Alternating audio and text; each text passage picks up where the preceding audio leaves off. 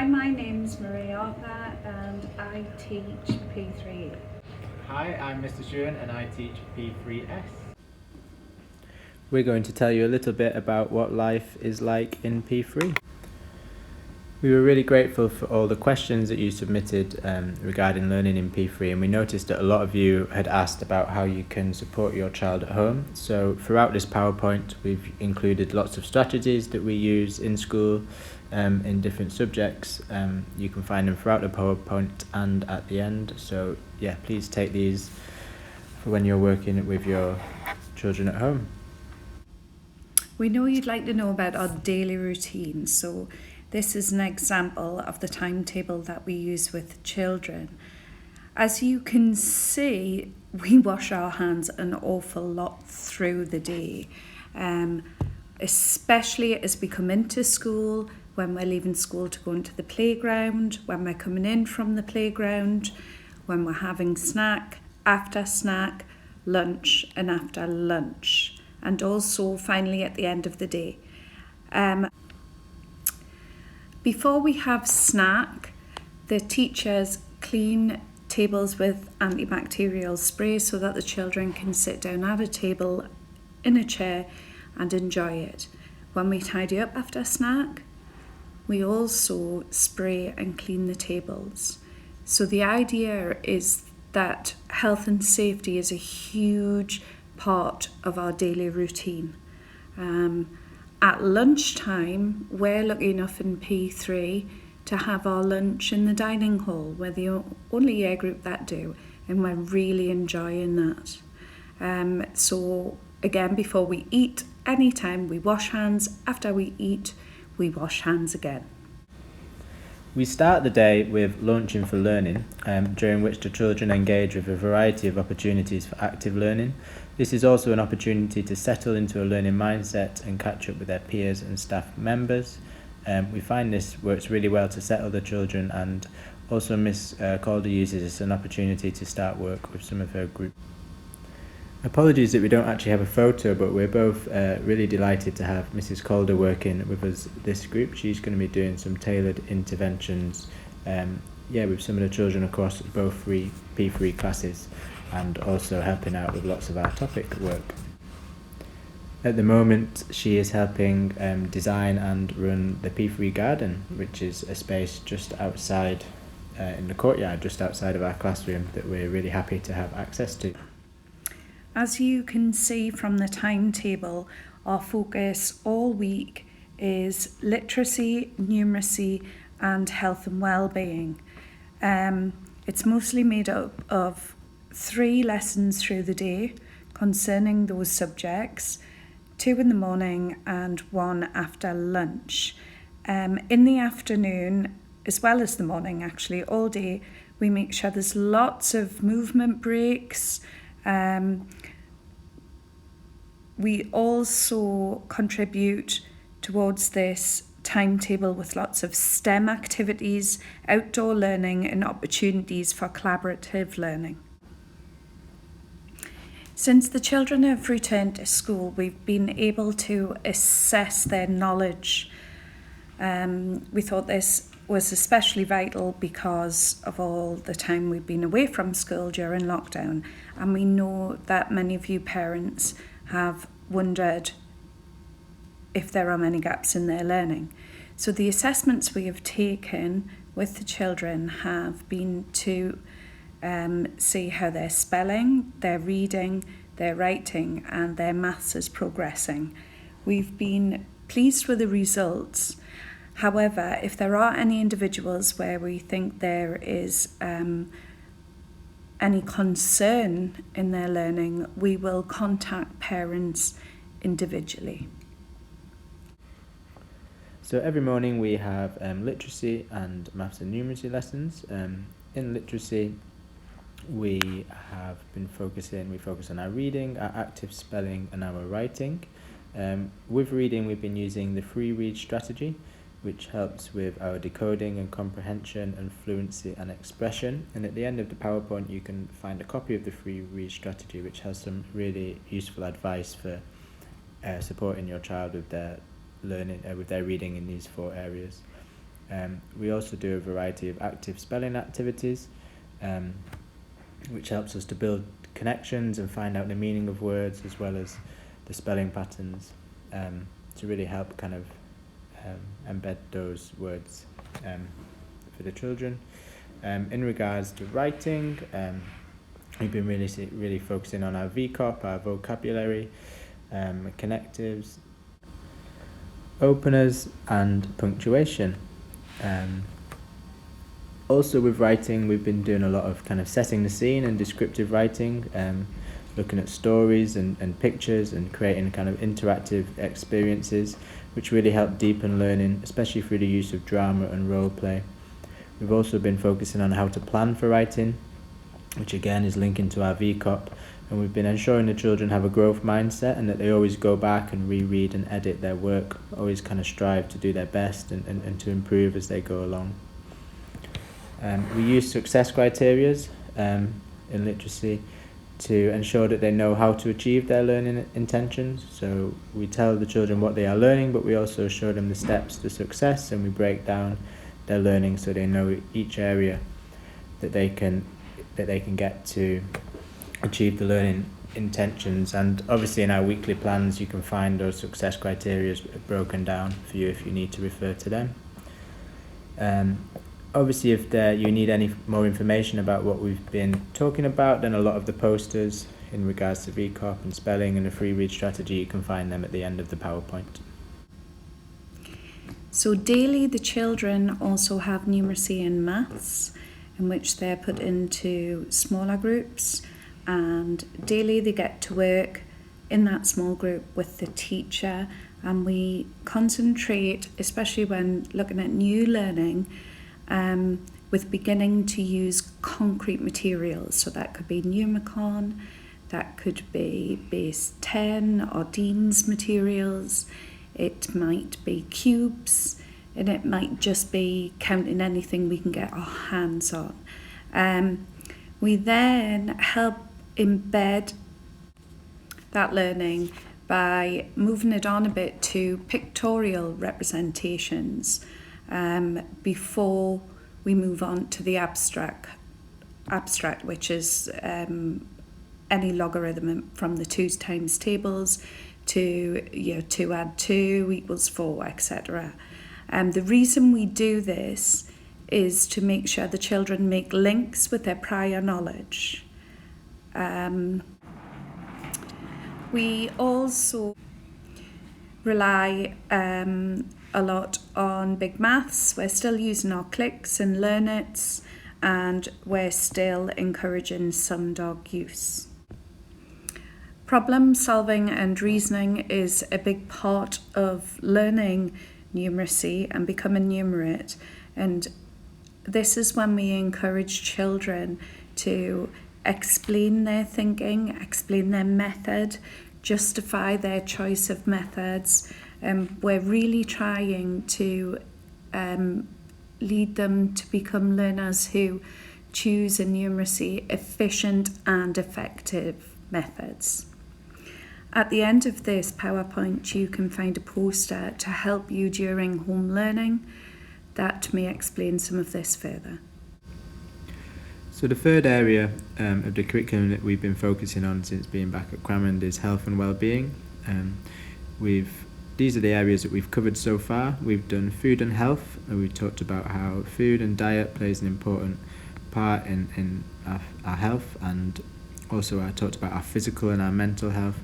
And we've done a lot of kind of circle time on classroom routines and things such as kindness and positive behaviour.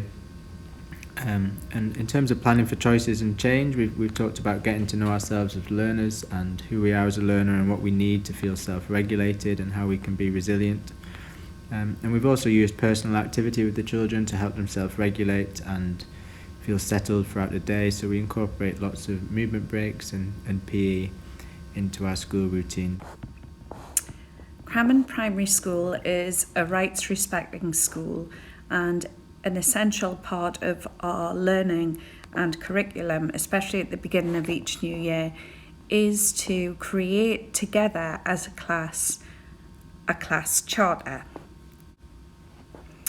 To do this, we look at the UNICEF rights of the child, and as a class, we vote on the rights that we think are most important to us.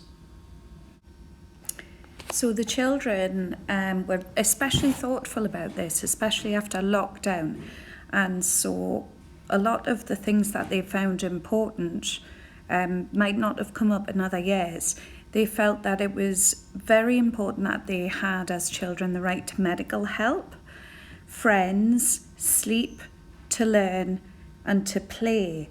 And then each child voted on which of these rights were their top 3. After the children had each individually voted on their top 3 rights, we created the tray of rights, and on the leaves of this tray, all the children have written down examples of why they believe these rights to be really important. And you can see on this picture what P3S chose as their top 3 rights. We refer to these rights daily, such as the right to learn and the right to feel safe and the right to play. Since returning to P3, we've been really focusing on resilience and growth mindset. We think this is an essential part of all learning. It links to everything we do and how we interact with the children. Some of the key messages we get across that mistakes are great. They're how we learn. They're proof that we're trying, and so we encourage the children to make mistakes. Most importantly, we encourage them to learn from those mistakes.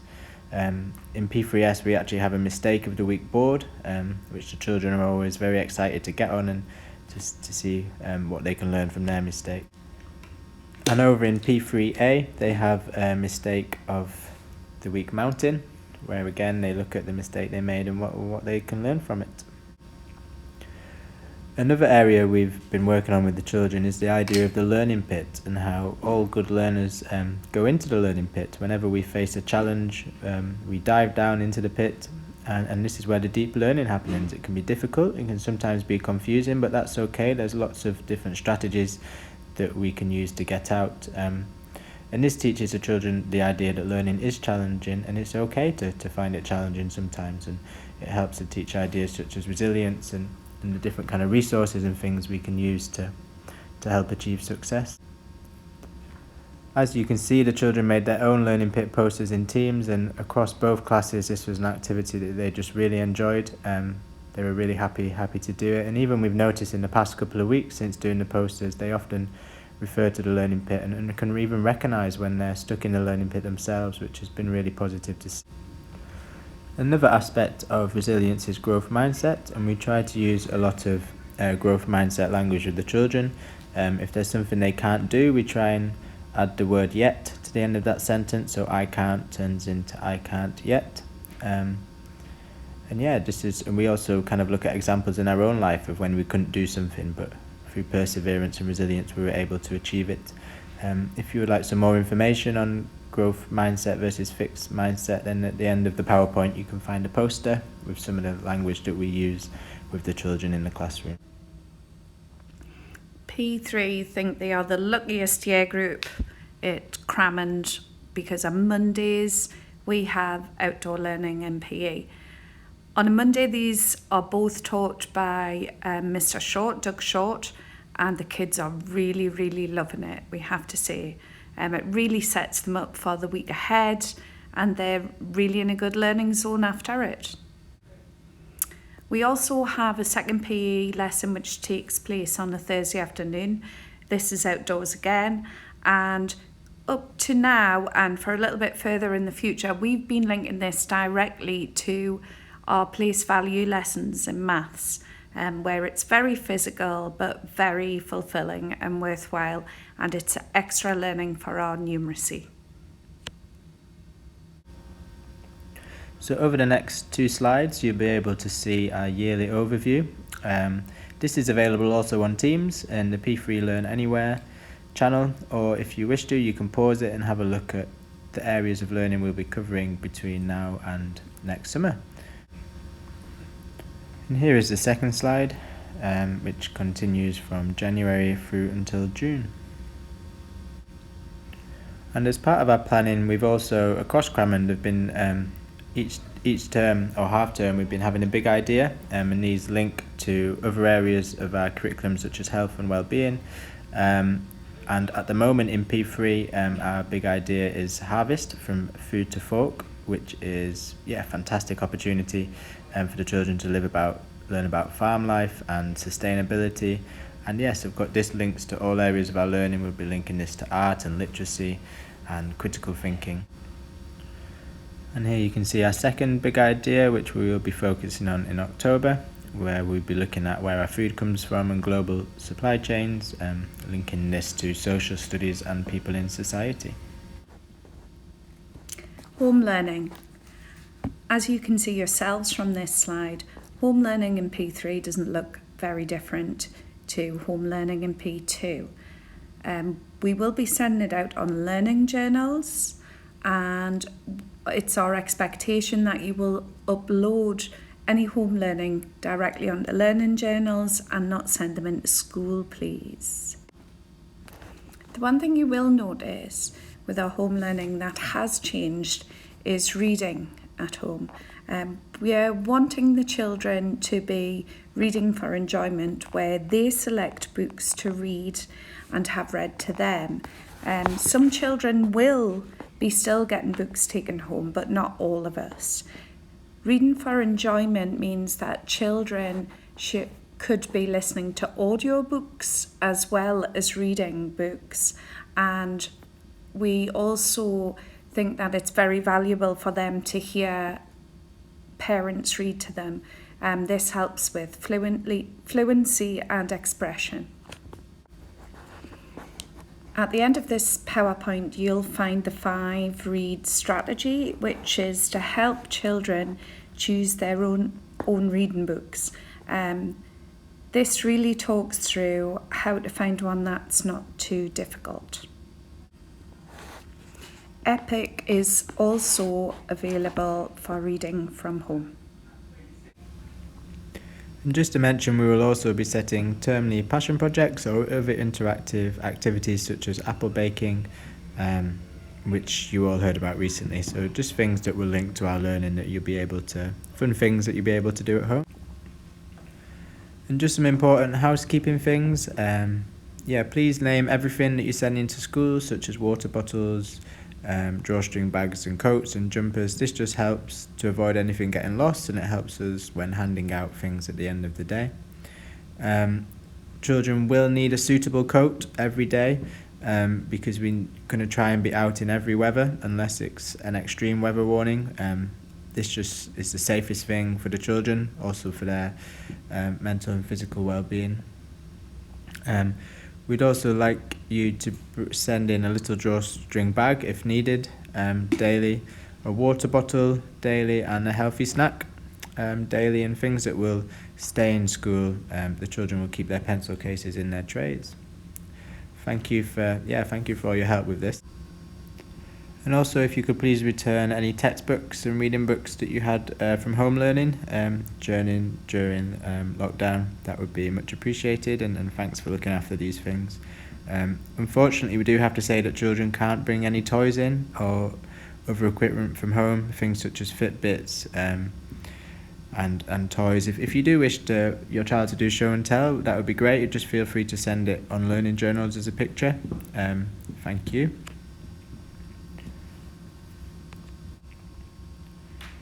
So we really appreciate your questions that you all sent in, and we appreciate that reading from them that you want to know how your child has settled in since starting school. Whilst we can't answer each question on here individually, we really are happy to discuss this further via a quick email or personal check-in after the children are dismissed at home time. So feel free to make a contact through the admin at Cramond, and that will be sent on to us. Or yes, like we said, just feel free to check in at the end of the day about any concerns or information you may want. So this poster is the 5-finger test, and this should be used when children are choosing appropriate reading material. Essentially, you hold up your 5 fingers, You open a book at random in the middle, the child reads it, and every time they come across a word they can't decode, they put a finger down. If they get to the end of that page and any of their fingers are still up, the reading material is suitable for them. If all their fingers have gone down before the end of the page, that book's maybe a little bit too hard, and that's maybe one to have parents read to us. This is the VCOT poster, and it's about starting at the top of the pyramid, and gradually as you're writing up levels, you move further and further down. The children also really enjoy the activity of Kung Fu punctuation, so they will say a sentence and add the punctuation where they want it. And this slide is just the poster we were talking about earlier in regards to growth mindset versus fixed mindset. That's great. We've included this slide to help you with home learning, and also if heaven forbid we go back into blended learning and learning from home. It's all about making links to previous knowledge. There's a psychologist called Vygotsky who did a lot of investigation into how the brain learns, and essentially he says that if we have to make links and connections with what we already know, what we've already learned, what we already can do. We've also put this next to the strategy for teaching numeracy because this illustrates the principle excellently. It shows you that it's essential that when new learning takes place, we experience it. In this case, maybe through concrete materials. And then the next step there would be linking it to pictorial representations. And both of these have to go on before we get to the abstract logarithm in numeracy. But it doesn't just apply to this subject, it applies to all our learning. So it's really important that we start with what we already know before we expect children to move on to anything new. And as we were talking about earlier, problem solving and reasoning is an integral aspect of our maths and numeracy. Here are just some strategies for any questions that you might work on with your children, really focusing on understanding, so reading and thinking about the question, planning, so choosing a strategy of how you're going to work it out, so solving a problem, so doing it, and then this is also really important to explain your work, so to check and explain it, and sometimes use sentences if you need to. And again, like we were talking about earlier, these are the strategies for how we support children and teach reading at school.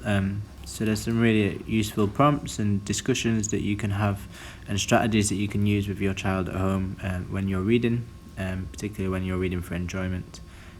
So yeah, feel free to pause or access these whenever you may need them.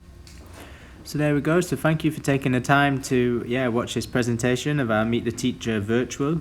It's not how we would have liked to have done it this year, but we hope you found lots of it useful and you found lots of useful strategies for how you can support your child and a little insight into what life is like in P3. Of course, if there's anything else that you think we've missed or anything you'd like to check in with us, just feel free to, as we said, send an email or catch us at the end of the day.